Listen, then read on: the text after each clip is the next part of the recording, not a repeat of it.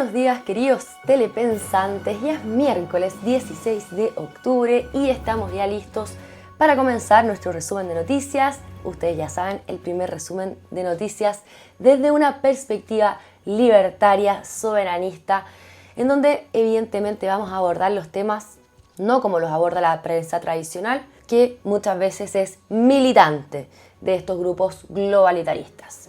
Bueno, nuevo atentado incendiario en Victoria. Quemaron una maquinaria de pavimentación de caminos. En la pantalla están viendo las imágenes del atentado. Y ojo, que no estemos hablando de esto a diario no significa que no esté pasando. El terrorismo en la zona sur continúa. La información preliminar explica que este ataque se lo adjudicó la coordinadora Arauco Mayeco, más conocida como CAM, e incluso los medios de comunicación, esto no deja de llamar la atención, tradicional obviamente, están diciendo que al parecer hay autoridades involucradas en la orgánica de estas organizaciones terroristas. Miren, vamos a ver lo que explica la prensa tradicional, señor director. Trabajadores, miedo de trabajar en este lugar, hechos reiterados, de acuerdo a la versión de la Fiscalía, también de las autoridades de gobierno. Esto tendría relación justamente con la detención de un dirigente de Temucuicui, de la comunidad Temucuicui, que se registró en horas de ayer en el Tribunal de Juicio Oral de Angol, cuando se registraron incidentes justamente cuando se pretendía comenzar un juicio en contra de comuneros mapuche que habrían participado en el secuestro de gendarmes registrados el año pasado. El otro atentado anterior que decíamos, cierto, que también se registró hace 48 horas, fue adjudicado por la coordinadora Arauco Mayeco. Por supuesto, preocupación entre las autoridades. Han llamado a redoblar los esfuerzos para evitar nuevos hechos de violencia cuando ya se comienza a hablar, por lo menos acá en la región de la Araucanía, de una rearticulación de los grupos violentistas. Además, cuando se conoce de eventuales vinculaciones de autoridades justamente con la coordinadora Arauco Mayeco, seguramente todo esto es materia en desarrollo de la cual seguiremos hablando, Moni. Qué bueno que lo estén diciendo, que estén diciendo la verdad. Ojo, este es el segundo en 24 horas. También incendiaron maquinaria en el anterior. Lo otro que no deja de llamar la atención es que se esté diciendo también públicamente en los medios de comunicación tradicional que estos grupos se están reorganizando.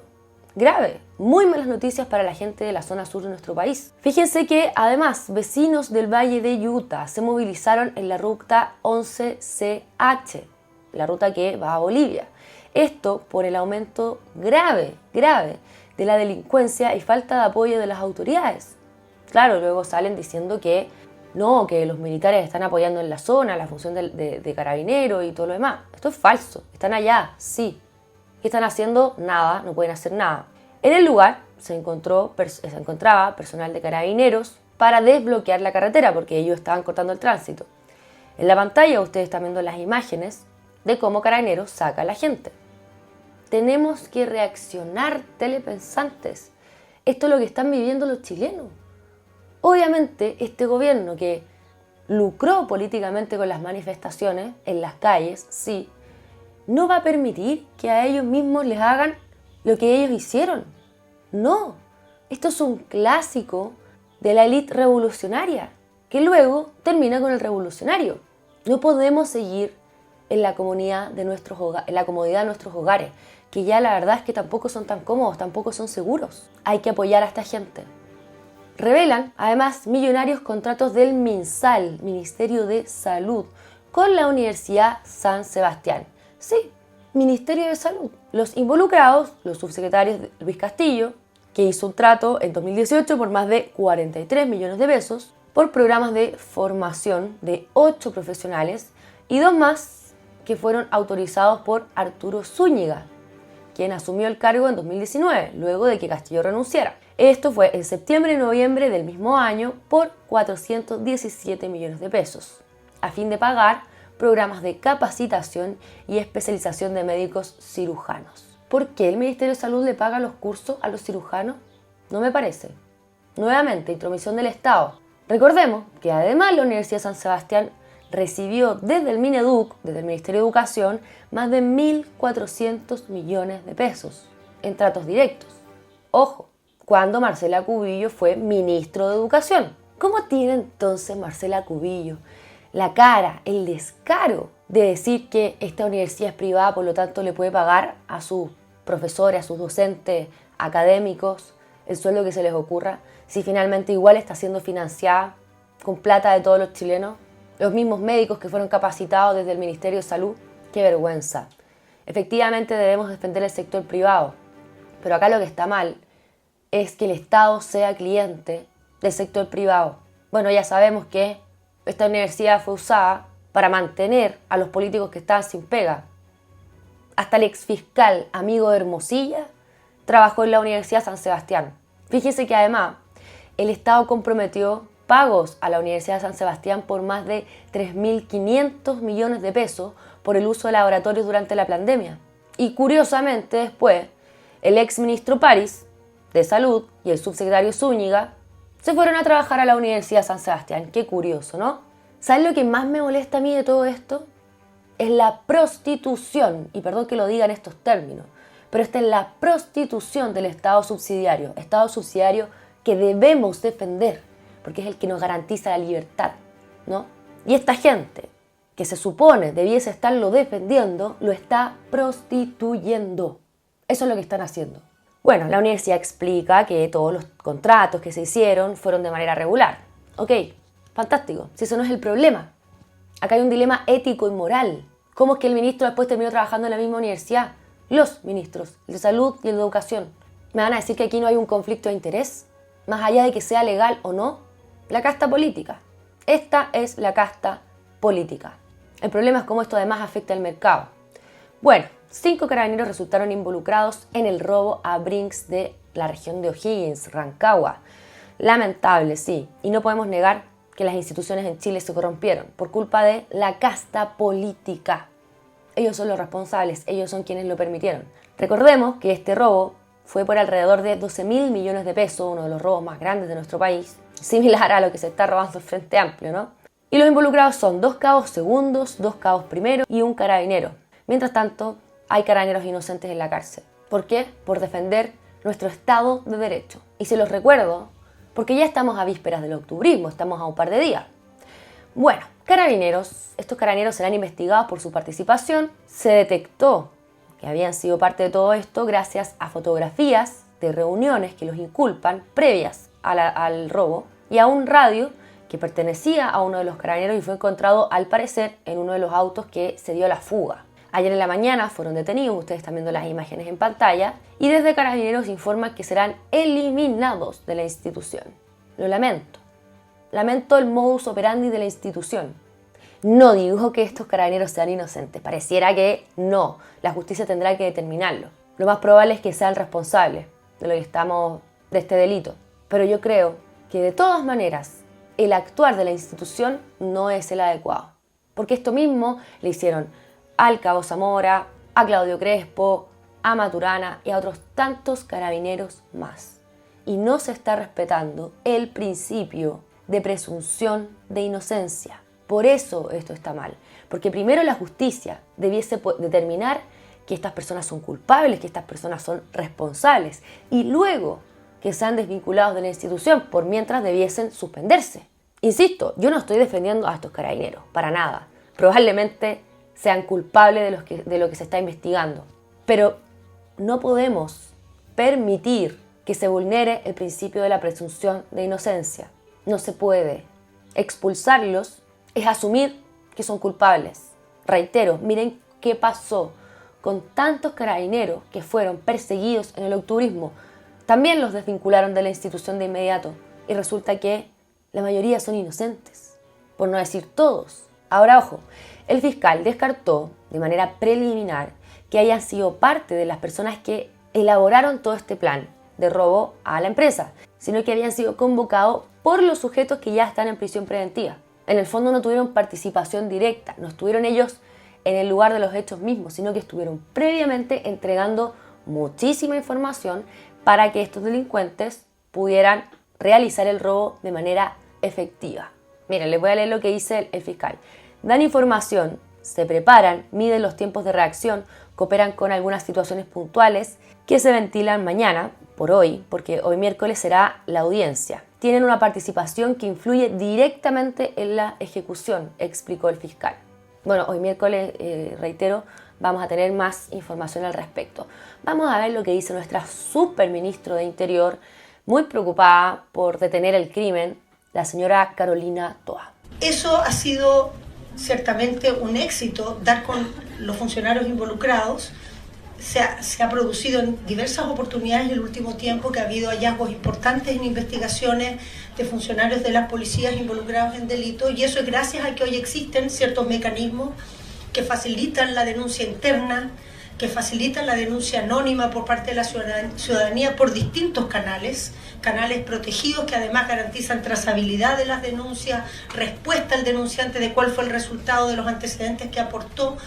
Sería bueno que ella tuviese el mismo ímpetu, que me parece fantástico, para perseguir a los de cuello y corbata, no, mentira, porque los Frente Amplios no usan corbata, pero a los del Frente Amplio, del caso Fundaciones, del caso Convenios, sería súper interesante, porque ya sabemos que hasta el gobernador Orrego está involucrado en todo esto. Gobernador Orrego, parte del oficialismo. Bueno, vamos a ver las declaraciones de los fiscales que están a cargo de la investigación, señor director. Tenemos más de 20 detenidos con la investigación del equipo de la Fiscalía de Análisis Criminal, y en conjunto y dentro de esta investigación logramos establecer que además de los 5 detenidos que tenemos evidencia para sostener mañana en la audiencia, dentro de ellos uno además habría participado en el robo conocido como el caso del túnel en Prosegur, ¿cierto?, en febrero de este año acá en la ciudad de Rancagua. Nos dimos cuenta de que habían reuniones, como ustedes han escuchado en las audiencias, ¿cierto?, reuniones de coordinación. Y resulta que en esas reuniones de coordinación, en fotografías tomadas de esas reuniones, aparecen justamente estos 5 funcionarios de Carabineros. Creemos que sin la participación de estos carabineros no se habría podido llevar a cabo de la forma en que se llevó a cabo, es decir, con el éxito de obtener el dinero que hasta el día de hoy no hemos encontrado. Bueno, todo esto es lamentable. Y evidentemente sí, hay mucha corrupción en nuestro país. Nadie puede decir lo contrario. Bueno, se inició la tramitación del famoso proyecto de ley del tongo del Frente Amplio para eliminar el famoso CAE, el crédito con aval del Estado, y darle el poder económico al Estado, nuevamente, como la mayoría de los proyectos que están presentando y aprobando, lamentablemente. Y el señor Cataldo, ministro izquierdoso de Educación, fue ayer al Congreso, a la Comisión de Educación de la Cámara de Diputados. Por ahí ingresa a este proyecto, junto al subsecretario de Educación, el señor Víctor Orellana. Miren, vamos a ver lo que explica Cataldo en el programa de política de este domingo, de este fin de semana, sobre este proyecto. Señor director, veamos el siguiente video. Un estudiante va a ingresar a estudiar en la educación superior. Y la idea es que durante el periodo en que esté estudiando no se preocupe por pagar ni matrícula ni tampoco arancel, ¿no? Por lo tanto, va a operar en la práctica como si estuviera en gratuidad durante ese periodo. Claro. Eso es importante porque llega al 90%, al noveno decil. En esa dinámica, el 10º decil está con copago, ¿no? O sea, las universidades pueden cobrarle un poco más del arancel regulado. El estudiante termina su carrera y comienza a tener un año de gracia, luego del cual comienza a pagar. Y aquí es muy importante porque cuando comienza a pagar, se tiene que mirar cuál es la situación socioeconómica del estudiante. Entonces, si el estudiante está cesante o si tiene ingresos por debajo de los 500.000 pesos, que está calculado en UTA, en unidades tributarias anuales, de manera tal que esto se va reajustando en el tiempo, por tanto, hoy son 500, pero después va a ser mayor.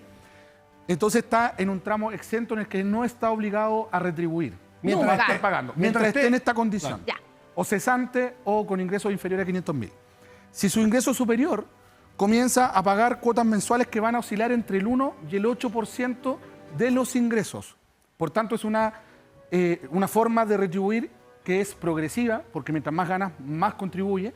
Y por otro lado, está contingente el ingreso, es decir, contempla la protección del salario de la persona, por un plazo equivalente a 2 años por semestre cursado, hasta 20 años de duración. Claro. 4 veces los años de la carrera. 4 veces los años de la carrera. Claro, una carrera de 5 años que es el... Y eso es importante porque tú puedes estudiar una carrera técnica, puedes estudiar una carrera técnica que dura 2 años y son 8 años nada más. Eso. Y así se mueve. Entonces, ¿por qué es importante la contingencia? Porque según la contingencia tú vas a estar pagando un porcentaje que va a ir cambiando de tu salario. Dijimos que menos de 500.000 vas a estar pagando 0. Hasta 600.000 eso se va a mantener en 0 por las tasas, tiene una lógica de tasas marginales, ¿no? Donde tú para poder ser progresivo, va aumentando paulatinamente hasta llegar a un cierto ingreso. ¿Cuál es ese cierto ingreso? 1 millón. Con 1 millón tú ya comienzas a pagar el 7% de tu sueldo. ¿Hasta dónde? Hasta los 3 millones, que es cuando tú pasas a pagar el 8% de tu sueldo. Entonces, debajo de 500, 0. Entre 500 y 1 millón vas a pagar Bruto. Esto es importante, bruto. Sí. Bruto descontando las cotizaciones previsionales y esos elementos. Sí. Ah, ya. Sí. Sí. Entonces, 0% por debajo de 500, entre 0,1 y 7, hasta el millón, sobre el millón 7 hasta los 3 millones, que pasa a ser 8%. Ya. O sea, toda la gente que gane más de 3 millones de pesos va a tener que pagar el máximo, el 8%, El 8%. durante 20 años, Exactamente. durante lo que tenga que pagar. Ya. Luego vamos a mirar, Perdón, esto es importante. Disculpe, ministro, ¿y qué pasa si gana, porque esto es promedio, si gana 4 millones de pesos, es 8%. 8%. No es que el tope sea 240 mil pesos. 240.000 es lo que está pagando la persona que tiene 3 millones. Claro. Lo que pasa es que esto tenéis que calcularlo. infinito. Claro. Es Entonces, casi infinito hacia abajo. por eso pusimos hasta el 3 millones, porque 3 millones es cuando se gatilla el 8%. Ya, entonces... Ahora, esta tabla es importante porque cuando veamos el plan de reorganización, a las personas que no se le elimina completamente la deuda, luego pasan a este esquema de contingencia. se le aplica este Entonces, mismo siempre esquema recordar a este los esquema. deudores del pasado y que se les va a reprogramar la deuda, ya Así vamos a es. hablar de eso. Y que lo vamos a ver Es cómo este viene. mismo esquema. Este mismo esquema porque pasan a equivalente al FES. Perfecto, a deudores del FES y no Exacto. digamos, del CAE. Ya mira, vamos a hacer un ejercicio matemático muy simple. Veamos una persona que gana un sueldo de 1,5 millones. Tendrá que pagar una cuota mensual de 105.000 pesos. Eso es lo que explica el señor Izquierdoso, ministro de Educación. En una carrera de 5 años, tendrá que pagar 20 años de crédito, porque son 4 veces los años que duró la carrera. Entonces, si calculamos esto, 105.000 pesos, que ojo, no son 105.000 pesos, esto es reajustable según la UEF, porque esto es en UEFs. Pero, ok, 105.000 pesos por 20 años son más de 25 millones de pesos, porque esto es reajustable, insisto, en UEFs, va a ser más de 25 millones de pesos. ¿Esto es mejor o es peor que lo que ya tenemos? Yo diría que es peor. Esto es una especie de impuesto para crear un sistema de reparto para financiar las carreras universitarias. Y ya sabemos cómo funcionan y terminan los sistemas de reparto. Por lo demás, si hacemos un cálculo súper simple, si la carrera duró 5 años, el arancel anual será de más de 5 millones de pesos. Esto es más o menos lo que vale una carrera hoy día. Entonces hay que ganar 1,5 millones de pesos para más o menos compensar lo que el Estado aportó. ¿Va a funcionar todo esto? ¿O vamos a quedar con un déficit de financiamiento? Es lo más probable. Ahora, quienes estudiaron la misma carrera, que les costó lo mismo, por ejemplo, una ingeniería, que gana 1,5 millones de pesos, ¿no va a pagar lo mismo que un ingeniero que sacó la mugre, que trató de hacer un emprendimiento, que trabajó mucho tiempo, se especializó para ganar un mejor sueldo? Porque ese ingeniero que gana más de 3 millones de pesos va a pagar más del doble de lo que paga el señor que ganó 1,5 millones de pesos. Tendrán un pago diferenciado. ¿Esto es justo o es un castigo al mérito? A mí me parece un castigo. Es justo que una persona que decidió salir de la universidad y trabajar en una empresa cualquiera para ganar 1,5 millones de pesos versus el otro que se esforzó, hizo un emprendimiento, se arriesgó y tendrá que pagar el doble. Miren, veamos el siguiente video también del izquierdoso, el señor Cataldo, señor director. En vez de contraer una deuda con el banco, como era en el CAE, deberán devolver al Estado los recursos durante 20 años, si la carrera duró 5, que es uno de los casos que poníamos. ¿Cómo se asegura de que será más barato para todos y que algunos no van a terminar pagando más que el CAE actual?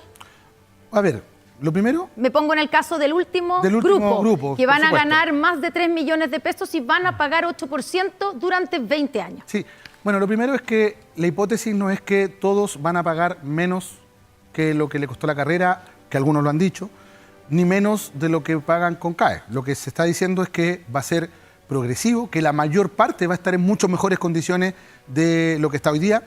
Recordemos solo que hoy día todos pagan más de lo que le costó la carrera. Porque se nos ha tratado de instalar una discusión, yo lo he escuchado en algunos medios, lo leí en algunos artículos, de que con este instrumento algunos van a pagar más de lo que le costó la carrera. Y hoy día todos pagan más de lo que le costó la carrera. Ya, porque hay intereses. Pero Por supuesto. Claro, pero le hago una diferencia. Si si una persona, si un estudiante está pagando el CAE y, digamos, o un crédito a tantos años, si después si puede llegar a pagarlo, se acaba el crédito.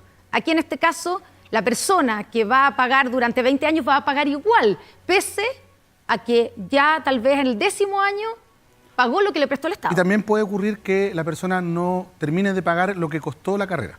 Pero ¿Por qué? ¿Por ¿Qué qué? porcentaje de estudiantes, en la proyección que tiene el gobierno, me imagino que tienen alguna proyección, va a terminar pagando más de lo que le habría costado el CAE? Muy poco, porque de hecho ya cuando hablamos de más de 3 millones de pesos, estamos hablando del percentil 95 de ingresos, es decir, el 5% de mayores ingresos. Por tanto, en la lógica de 2 años por semestre cursado, estarían siendo subsidiadas por los años adicionales que cuesta su carrera. Usted tiene claro que hay un porcentaje de chilenos o chilenas que van a pagar más incluso que el CAE, que va a ser más caro que el CAE. No necesariamente más caro que el CAE, podría llegar a serlo, todo depende de cuáles son los ingresos de las personas, Claro, depende de muchas variables. Bueno, ellos lo saben. Ellos tienen súper claro que este modelo es defectuoso. Que por un lado, quienes tengan más mérito, quienes se esforzaron más, injustamente van a pagar mucho más que quienes no lo hicieron. Y que por lo demás, quedarán con un déficit. ¿Qué significa si hay un déficit? Bueno, que habrá menos financiamiento para los futuros estudiantes. Eso es lo que va a pasar. Hoy día, muchos pueden acceder al crédito aval del Estado, que yo no estoy diciendo que el sistema es perfecto, todo es perfectible, todo se puede mejorar, pero como es financiado por los bancos, el número de financiamiento, la cantidad de estudiantes financiados, porque cada cual se tiene que pagar su propia carrera, no desciende, versus este sistema de reparto que cada vez se va a quedar con menos caja.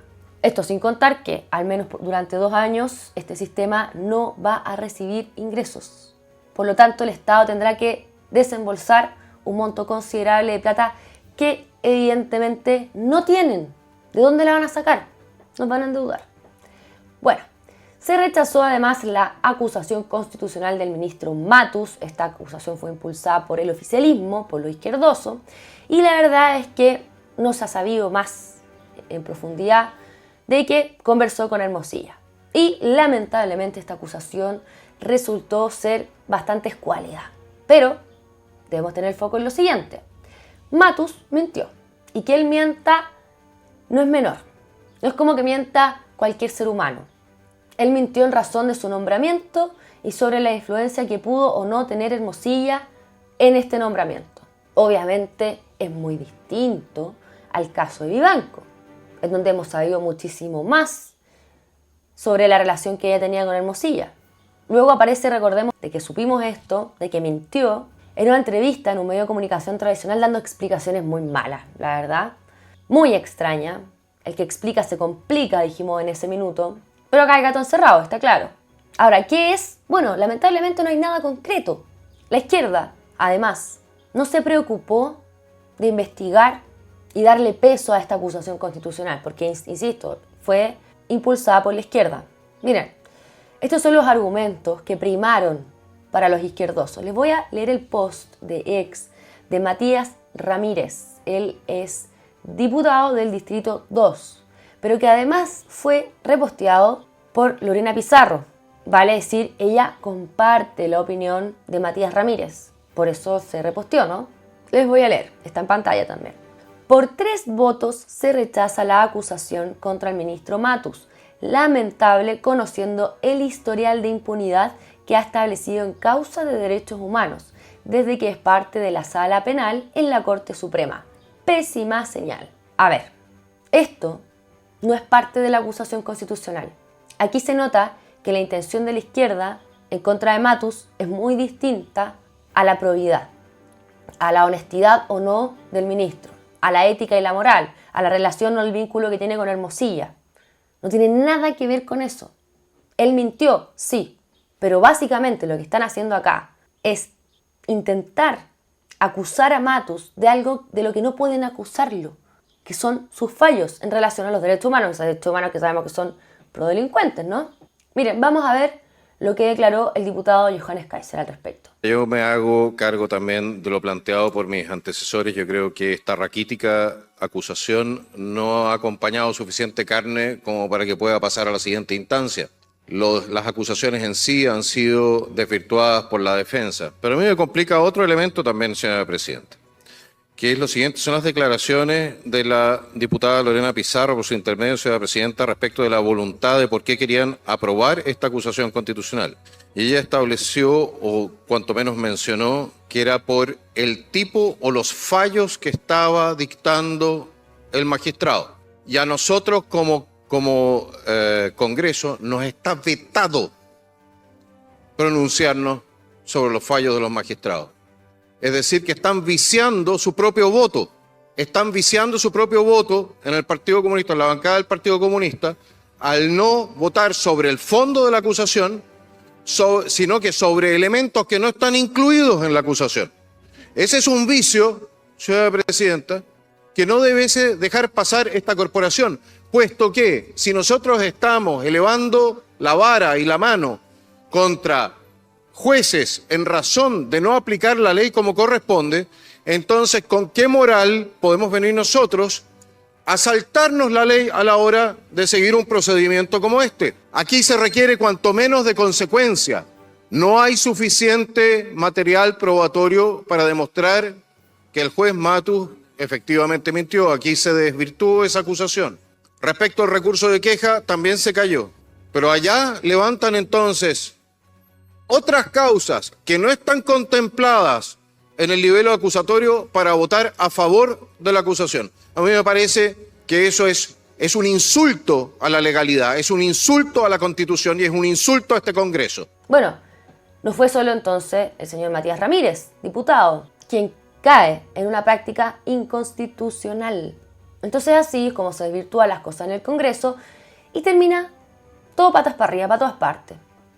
La tabla de votaciones está en pantalla, son 66 votos a favor, 54 en contra y 14 abstenciones. Bueno, sería bueno en realidad que la justicia pueda indagar, aportar más antecedentes con respecto a este señor, que de todas maneras no ha sido honesto y esto es grave en el caso de un ministro. Así que bueno, hay que estar atentos a lo que dice la investigación. Mientras tanto, el señor Muñoz, que está en aprietos, ¿por qué? Por sus hijas. Por un lado, una jueza que estaba en Italia, que trabajó desde allá cuando debió estar acá, en la zona jurisdiccional que le correspondía, y al parecer, el juez Muñoz, su padre, algo tuvo que ver, porque esta señora salió libre de polvo y paja. Y lo otro es que entregó información sobre una causa de la inmobiliaria Fundamenta, no sé si será la misma hija en verdad, o otra hija, sobre el fallo o sobre la decisión que iría a tomar la Corte o sobre el proceso en este proyecto inmobiliario. Entonces la hija le pide a la inmobiliaria que le devuelvan la plata y le dice literal que ella se lo está pidiendo porque sabe que el proceso judicial va a durar mucho tiempo porque su padre es juez, entonces ella quiere que le devuelvan la plata. ¿Por qué? Porque la inmobiliaria no podía entregar el proyecto por esta causa que se estaba llevando a cabo. Entonces ayer este señor juez Muñoz, muy cara dura, protegido por la izquierda, porque eso es lo que es un protegido por la izquierda, lo negó pero tajantemente. Miren, vamos a ver el video, señor director.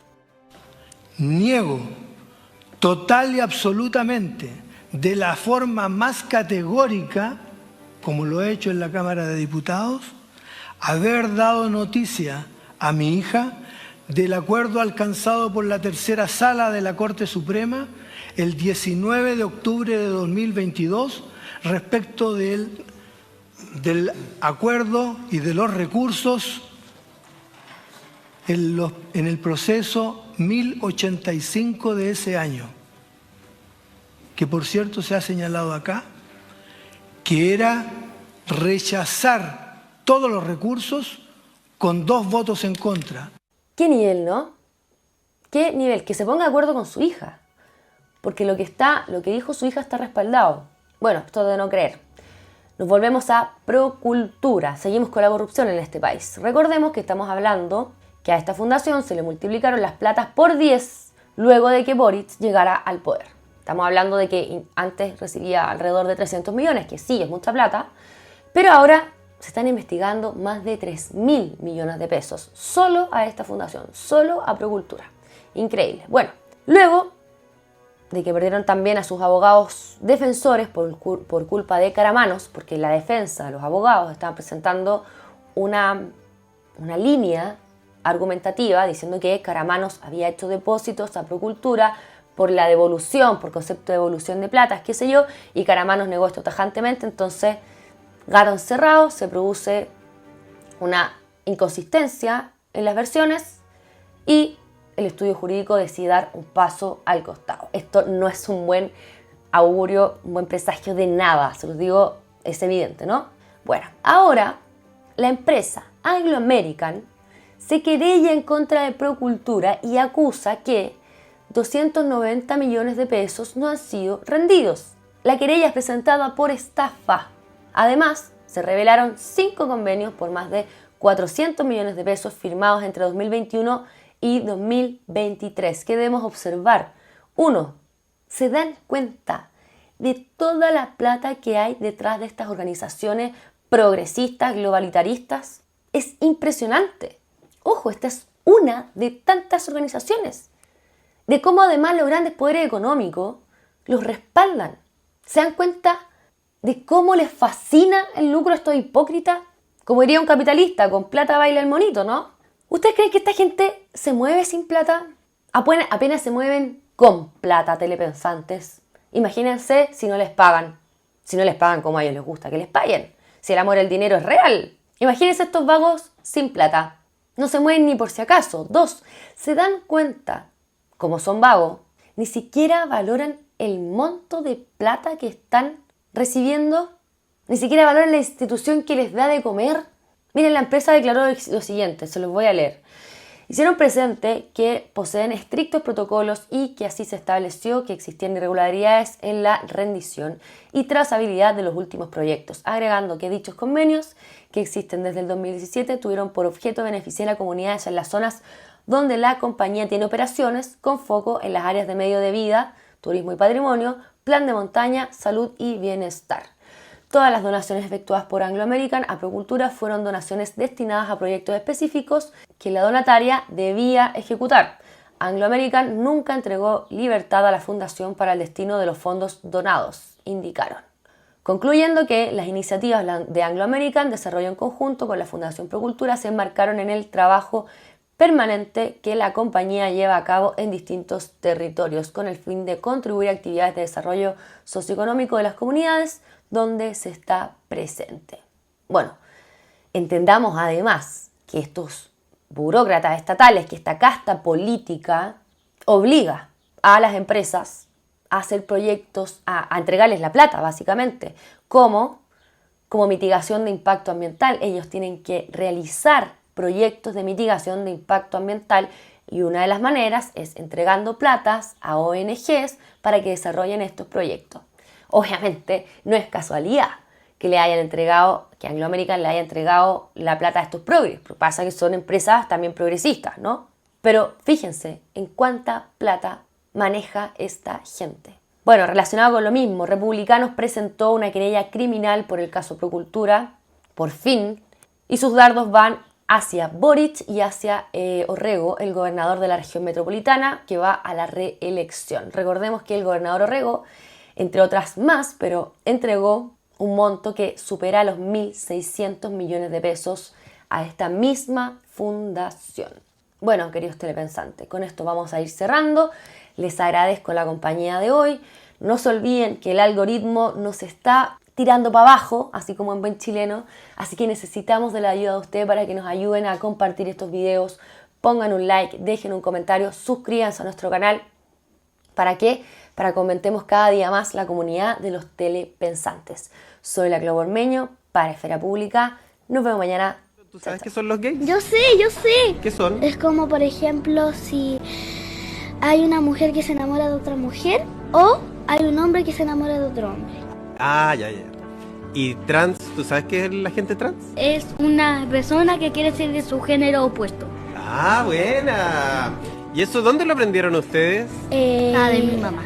De mi mamá. ¿Por qué sientes que te explicaron qué significaban estas siglas? Porque al menos en mi colegio y también hay hartas personas que critican a las personas de la comunidad LGTB, entonces me prepararon para defender a esas personas y si yo soy, también poder defenderme. ¡Oh, qué buena!